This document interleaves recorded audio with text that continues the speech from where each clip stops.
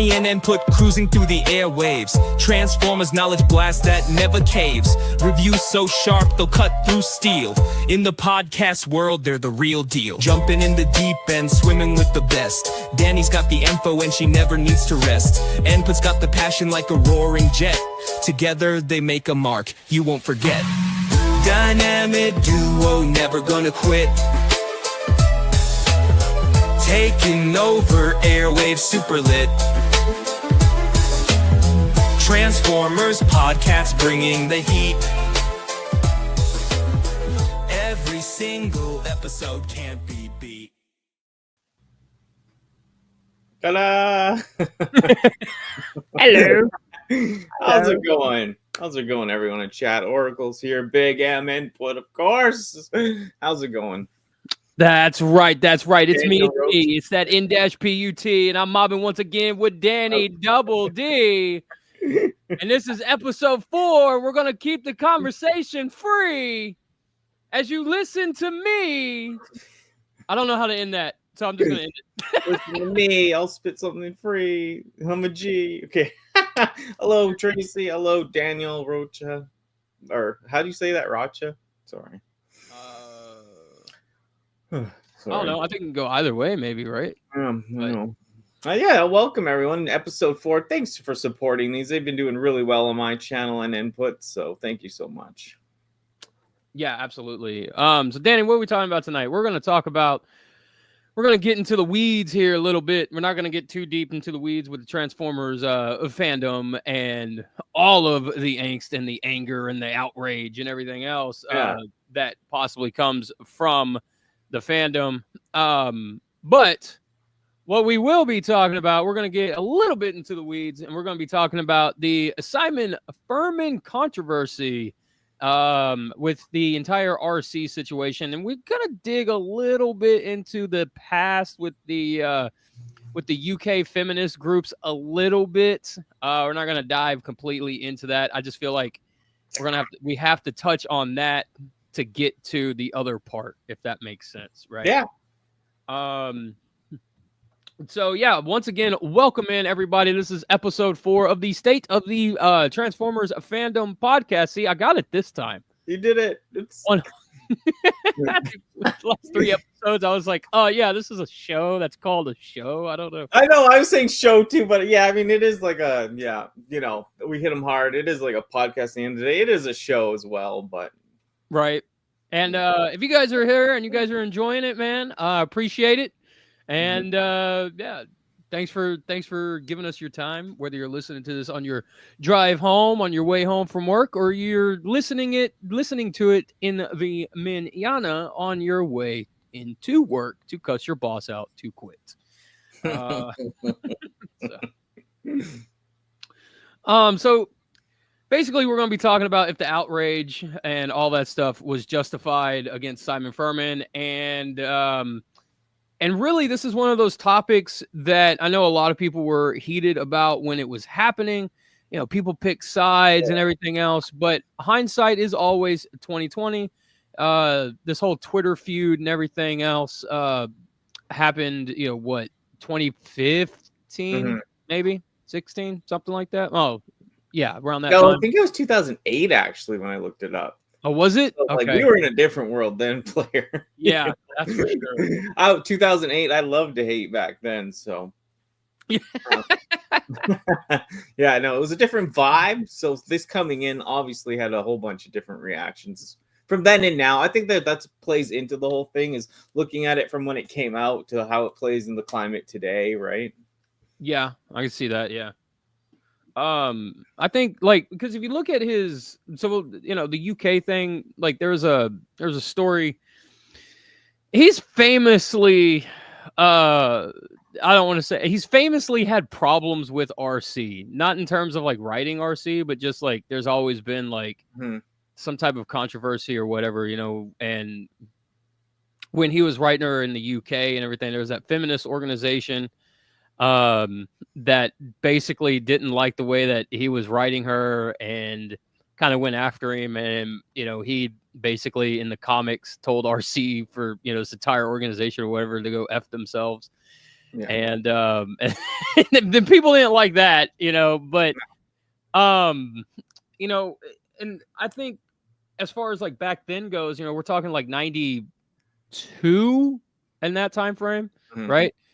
So I think, you know, that being a completely different time and era and everything, even more so back then, I think you were a little bit more freer to do something like that. But I also think he took the standpoint, a lot of people took that standpoint of, dude, it's a story, you know, calm Yeah. down, you know. I think it just like I said, some of it, like I do feel like a lot of people that strongly disagreed with it, like the concept of like Transformers, like in this world, the females only existed because of some weird kind of experiment, torture. A lot of people thought that was bad in taste, you know. Like I said, it just kind of feels like it comes out of left field. Like I can understand where he's coming from because before they tried to say, they're all guys, and then the G1 had the episode when Orion Pax had the girls, so it was different from that. But it's just it's a totally different angles. I don't know. It's just like it seems a little like intense for what it is, and me, it doesn't affect me. It has nothing to do. Like I saw all this stuff about trans stuff and all this, it has nothing to do with that with me. My view of it, like how I live, has nothing to do with politically how I think, or has nothing to do with like what I think about gender. Even I've always kind of thought the same on everything. So yeah, I'm not influenced by any of that, not to dislike it. I just think it comes off like strange, like just kind of out of left field for me.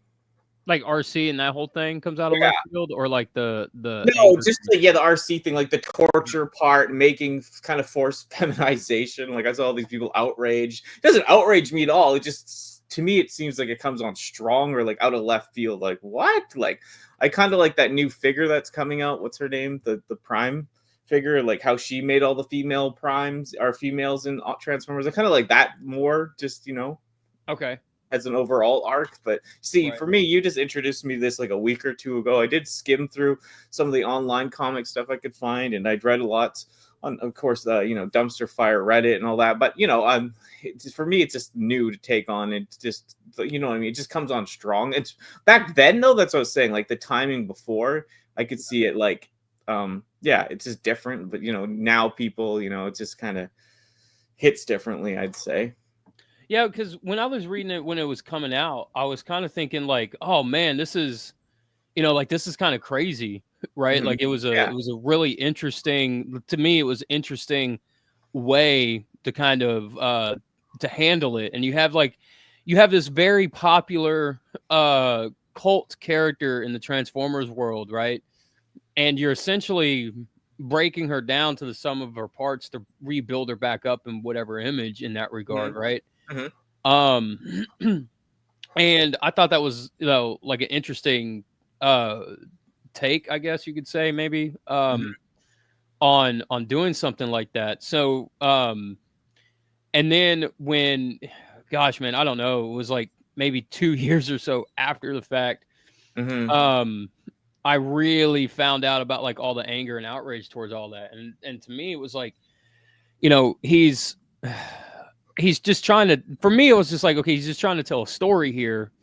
And I can understand where a lot of people were coming from and everything, but it also was like the story really wasn't over at that Mhm. point, right? Like like we have to kind of go through like, like I guess you could call it like maybe a redemption arc or something like that, right? But there was like, it just like all the outrage and everything just really kind of blindsided me.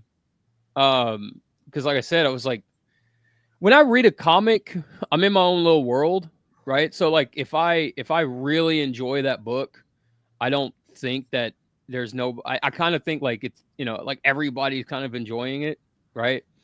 So when I found out there was a lot of outrage and stuff over the RC thing, I was like, really?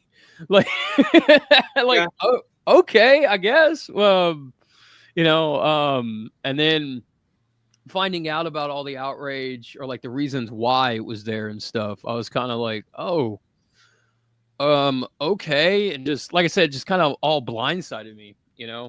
Um, I think some of it too is like some people are saying that it just opens up more windows from or more doors to other stuff. Like it's like, okay, then why do they speak English? Like why are they only identify as male pronouns? Why didn't, if they're going to use that, they should have all, like, it just opens up more. Like, why do they speak English? Why do they do this? Why do they do that? Like, I just think some people just thought just like, it's, for a toy line, it just opens up more and more problems, and like some people were saying too, it's kind of cool, the idea of like a transgender Arcee in the sense of that, but like maybe it just like, it just wasn't handled the way some people would like it to be, I guess, right? But I mean, that's opinion. So well, I mean, that's a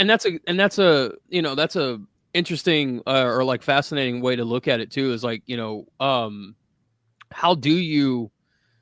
how do you sell a merchandise? How do you, from that standpoint, how do you move forward with that character? Because all those other doors, like questions, right? The doors, the questions behind those doors get opened, or at least cracked open at the very least, right? Mm-hmm. So how do you move on from that? Like, how do you continue from that? How do you merchandise this? How do you do that, right? Yeah. And when you start asking questions, at a certain point, you have like those kind of questions, or when you start introducing characters, like IDWRC, you have to think about the ramifications as the world, right? Like, what does this mean for the world that you're trying to create? Like now you're asking, like you're bringing questions that might not need to be asked, right? Mm-hmm. Into the world in that regard, right? So,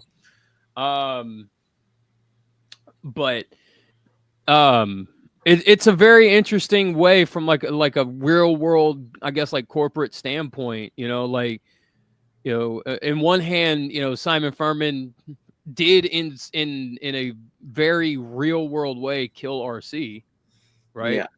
A lot of people say like he's got such a hate for, and that's what people like, they take it as, I guess, what I read, Yeah, they do. Yeah.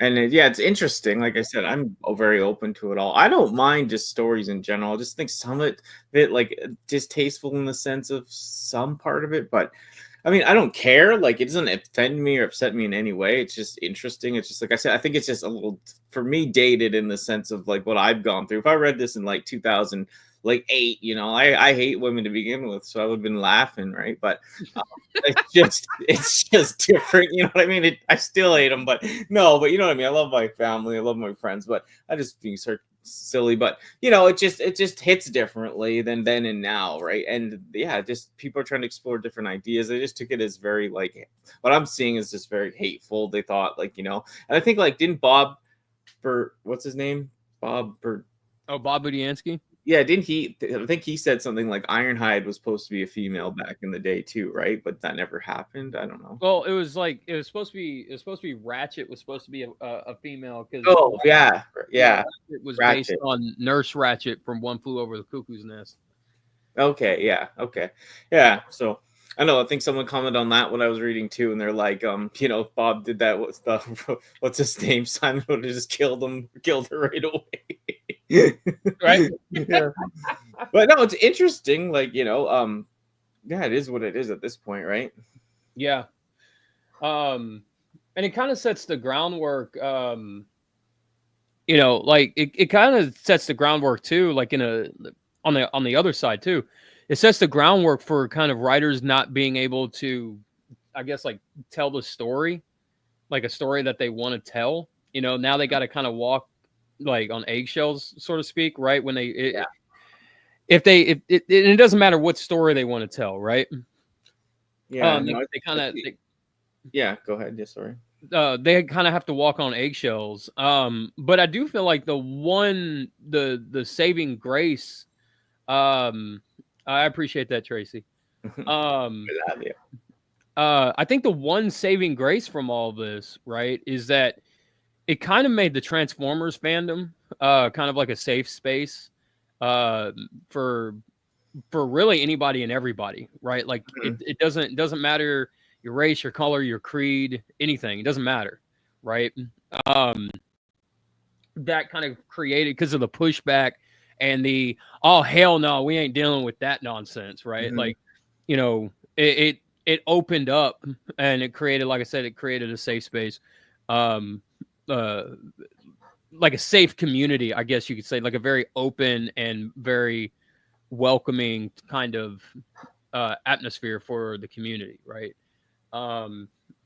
There are troubles, there are problems, don't get me wrong, but I feel like we are I feel like the Transformers community as a whole is one of the last communities, I guess, that is very much a like a group of fans. It's not not really a dumpster fire. You know what I'm saying? No, it sucks. The thing about Transformers, yeah, it's a mess with like that, like with all the other drama. But you know what? It is one of the most accepting of the trans and identity type people out there. Transformers, and it had pushback from this. I know what Oracle's saying. I think it just rubbed trans people the wrong way, and just it just for me, it's like I never thought I was in the wrong body. I just wanted like my body to match the inside. You know what I mean? So for me, it's like a little different because I always thought like. I definitely wouldn't want to be 100% like in the other body or anything. I'm happy now how I am, but I understand that point. But it's just, and then like I said, but the Transformers in a whole now, like after all this stuff came out and they started discussing that, it's cool. Like even if it got bad backlash, because there's so many people have come together from all this. And like I said, I know tons of people that are in the fandoms and they get, gaming fandoms, other stuff, people get kicked out right away. But if you're a little different and you're in this, you can identify with characters and themes, and it's all about transforming and trans. So it's like, it brings a lot of people together that don't have a community. Like I was still scared to get into this, but you mean like when I was on Tails and you let me in and I got to meet everyone and everyone kind of like you vouch for me, and then everyone kind of like relaxed, and I seen other people come in like that too through different friends, and I think it is a more accepting community in the long run. Some discussions are hard, but this is what it's about. Right, absolutely. And if it wasn't for that, we wouldn't have a lot of the experimental stuff and the stories and stuff that we have, with like the gay couples in IDW. I'm drawing a blank on all their names. I'm sorry. But like we wouldn't have, like I said, we wouldn't have any of that, and you're absolutely right. It's like there's like for all the drama and all the issues and all the everything that the fandom does have, whether it's Hasbro versus third party, third party ducks, or Waffles. It is a very open and very welcoming community, and I really want to drive this home. Is like I don't like that word community, right? Like it's a fandom, you know what I mean? Like the Terminator fandom isn't a community, right? But like, and for sure. I know how you feel about that, but it is a community, and in the sense of like, it's kind of touching. And Oracle, just because like I was able to kind of, just say that stuff. I didn't even say it right myself, but Oracle, reading her comments really kind of put that in my head, how kind of what I was thinking, but how to say it too. You know what I mean? So thank you. They helped me push that out there, get my thoughts clear. And it's just, it's like that. Like we all work together, right? And it's there's so many people that, like you said, felt alienated, and they like this stuff, and it is a warmer, welcome community in that aspect. I know, like you don't want to go too extreme on stuff, but Yeah, absolutely. And I do kind of chalk up the IDW Simon Furman drama issues, whatever. Without that, without that hate, negativity, all that stuff, I don't think the fandom would be where it is today with everything that it has, No. So I mean, personal stuff aside, right? Like it's not the Star Wars fandom right now, No. we're not there. No. Not yet. But when do you know, like when they cut this comic short? Like what was the last part of it? Or so I know, like it's been a little bit since I read it, but like they basically I forgot the chick who took over from Simon Furman. I forgot her name, but her and Simon Furman had like some beef or whatever on Twitter. Mm-hmm. And she was essentially saying like he doesn't know how to write like what gives him the right to write like a female trans character and Arcee and stuff like that. And and they just kind of went after each other, and then finally IDW sided with her in a lot of what she was saying and stuff, because Simon Furman was just kind of taking the approach of like, yo, dude, it's a story, it's a fictional story, it's a character, like it, love it, leave it, don't read it, whatever. And that was kind of his approach. Very, very, I would say his approach was very blunt, right? Mhm. Like if it interests you as a story, then read it. If it doesn't, then don't read it. I should say not blunt, but a very Todd McFarlane approach, right? Todd McFarlane is, if you go, his approach to everything is like, if you have apples, if you go grocery shopping and your wife likes apples, you buy apples. If your daughter likes oranges, you can buy oranges. If you like grapefruit, you buy grapefruit. But you don't, like, if nobody in your family hates like onions, you don't try to get the supermarket to stop selling onions. Mhm. Right, like that's Todd's approach to comics and storytelling and stuff. So I would say like Simon Furman's approach to Arcee was very much that, and it kind of blew up in his face the way that it did, very similarly to the way that like Wonder Woman blew up in the 70s. When she got her powers stripped away from her, became a karate expert. Mhm. So, but what they ended up doing is they had the chick start writing Arcee, and they kind of gave Arcee like a redemption story arc or whatever, where she was kind of learning to be an Autobot, like what it mean, and basically not be a psycho killer with swords or whatever. I mean, and the thing is too is like the character wasn't on that. I think she wrote what Simon Furman was going to do, but Mhm. she ended up writing it faster. Yeah. Does that make sense? Yeah. Because I don't think he really got to fully flush out that story and finish it up the way that he wanted to. Hey, Happy. Hey, Yo, Happy. yo, what's up, player? Yeah, no, I feel it didn't get flushed out. Yeah. And that's unfortunate because I mean, in Transformers, the thing with Transformers is really what really sucks about it is like, stories go unfinished a lot of the times. Like G1's not finished. Japanese G1, like G1 as a whole, whether it be UK, America, Japan, it's not finished. Beast Wars isn't finished. Yeah, Beast Wars, because I wouldn't say Beast Machines is. Yeah, no.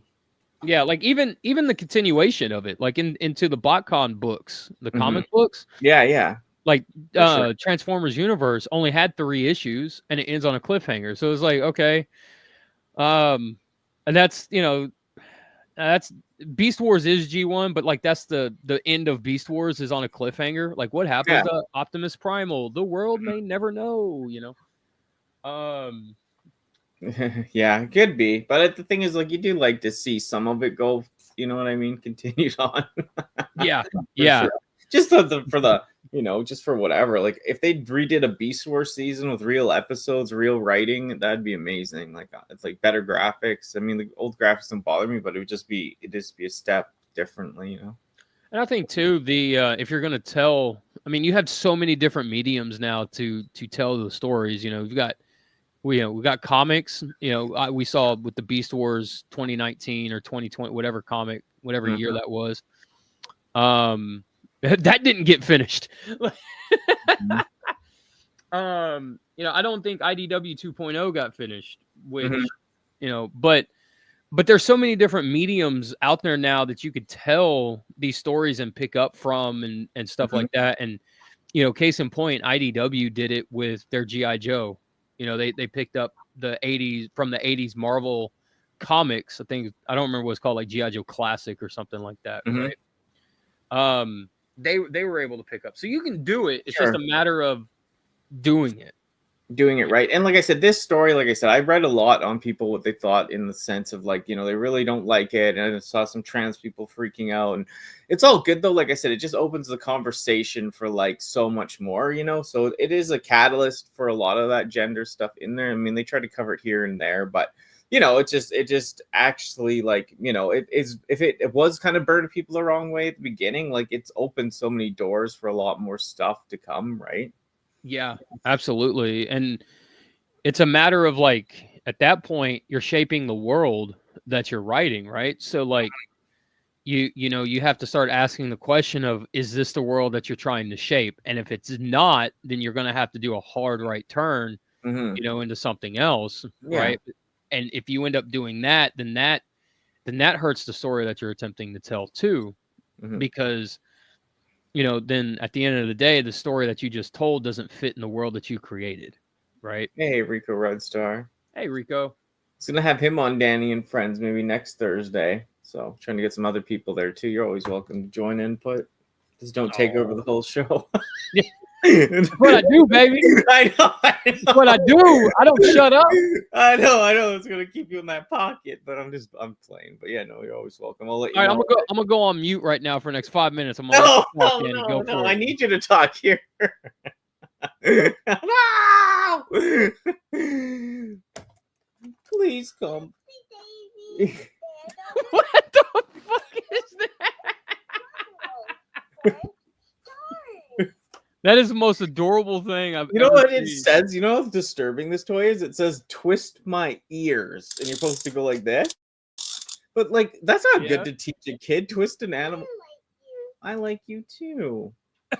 But twist my ears? That's not good to teach a kid. No, it's not. You imagine twisting the dog's ear off. Yeah. Like, so funny. Yeah. But no, I know. Like, it's great, man. Yeah. Hella fun. Yeah, I think it is. It's learning thing. But yeah, no, yeah, like I said, it's always fun. Make me happy. Yeah, you make me happy too. Please shut up. so what do we got coming on this Thursday, Danny? Since I talk too much and never shut up. You go ahead. No, you're supposed to talk here and never shut up. That's the whole point. You make my job easy here, player. But no. Yeah, this Thursday, man, we're letting it cool down a little. Like everyone's putting out what their thoughts are on the new HasLab. And I know people are itching to hear what Input has to say. And I asked them the other night, just like, save it. Let's do it this Thursday. An extra stream, probably, that might go on a little longer because, lots to say, but, still in the hour, 40 minutes kind of mark. And yeah, we'll just be bringing our impressions on that. And me and Input, he's kind of not anti-Hasbro, but he has his complaints, and, I'm the FOMO buyer. I must have it to feel better about myself than other people. So we'll be bringing all those angles. The heat will definitely be dishing for sure. We'll have people fired up in the comments that day on this Thursday, 6 p.m., 8 p.m. standard Central Time, right? Yep, that's right, baby. We're going to be bringing the heat. We're going to be bringing the thunder. We're going to be bringing it down on you. And as far as an anti-Hasbro as in Input, I am the biggest one out there. Burn it to the ground. Pawtucket, Rhode Island does not need to exist as long as Hasbro's headquarters is on Rhode Island. Okay, that's what it is. No. They're gummy plastic. They're rubbery plastic. They're hollow transformers. Third party for life, baby. Okay, KOs forever. Okay. Oh yeah, it's funny. Yeah, and I'm just like I said, I'm the buyer of like I said, I'd just like to have it, But yeah, I see issues with it too, so I think we'll be bringing a lot of insight, and I think it's good that we let a lot of people put the day it broke. There's a lot more news pouring in. We'll have a couple more days to let it settle with us, and then we'll be bringing that Thursday for sure. So I look forward to having you back, Input, as always. Okay, so this is where I get to talk. Can I talk again? Yeah, don't give me that. If I slap you. I was just teasing. Yeah, T fan page says Hasbro, more like has stank. That's right. That's right, because their products stink, son. Hasbro has stank. Hasbro at you at the bank. Give me a second mortgage. Well, What what's gonna up, be yo? what's gonna be good about Thursdays, like you were saying, What up? just to elaborate and expand on, is that I am not a Hasbro fan in the slightest whatsoever. Burn it to the ground, baby. So I'm the bad cop, and Danny Dolphin is the good cop. Yeah, And I'm we're the gonna- Hasbro simp. You're the Hasbro hater. We both Yeah. make two sides of the coin, heads or tails player. Yeah, right. That's it. What's So up, good, Jimmy man. G? Nice to see you. Sorry that we coming late, but yeah, we'll be bringing it Thursday. Don't miss that one. Thanks for watching, as always. Any last words? Don't forget to set your recording device, to set your time, to set your reminders to this Thursday at 6 p.m. Pacific Standard Time and 8 p.m. Central Standard Time, or you can just go to one of our respective YouTube pages and click that reminder button, and that'll set you up just fine. But every Monday at 8 p.m. Central Standard Time, you are going to be listening to the State of the Transformers podcast, where me, the N-PUT, and the Danny Double D, we bring the lightning, the heat, and the thunder all down upon thee. Take care. We'll see you there. Thank you for joining us. It has been a pleasure. However, we must now conclude the program. We appreciate your viewership and apologize should we have inadvertently disrupted your evening. Please do not take any offense. We look forward to presenting another engaging topic next week, and we extend our gratitude for your continued support.